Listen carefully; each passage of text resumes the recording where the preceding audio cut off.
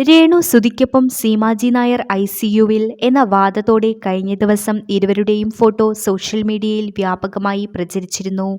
പല വാദങ്ങൾ വന്നതോടെ ഇതിനെതിരെ രേണു രംഗത്ത് വന്നു. AI എഡിറ്റഡ് ഫോട്ടോ ആണതെന്നും തെറ്റായി വ്യാഖ്യാനിക്കപ്പെട്ടെന്നും പറഞ്ഞു.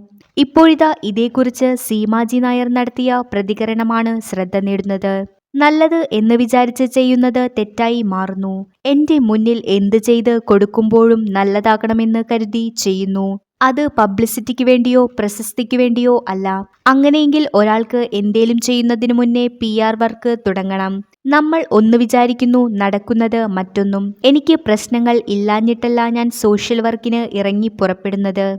ഞാൻ വഴി ആർക്കെങ്കിലുമൊക്കെ എന്തെങ്കിലും സഹായം കിട്ടട്ടെ എന്ന് മാത്രം കരുതിയിട്ടാണ്. എല്ലാം നിർത്താം, മനസ്സമാധാനമാണ് വലുത്. സീമാജി നായരുടെ കുറിപ്പ് ഇങ്ങനെ. തന്നെ സഹായിക്കാൻ വരുന്നവരെ ക്രൂശിക്കരുതെന്ന് കഴിഞ്ഞ ദിവസം രേണു പറഞ്ഞിരുന്നു. എന്നെ സഹായിക്കാൻ വരുന്നവരെ, എന്നെ വന്ന് കാണുന്നവരെ ദയവ് ചെയ്ത് ഇങ്ങനെ ക്രൂശിക്കരുത്. നിങ്ങൾക്ക് എന്നോട് എന്തെങ്കിലും വ്യക്തിപരമായ വിരോധമോ വൈരാഗ്യമോ ഉണ്ടെങ്കിൽ ഈ ക്യാൻസർ ചികിത്സയൊന്നും നിങ്ങൾ കാര്യമാക്കേണ്ടതില്ല.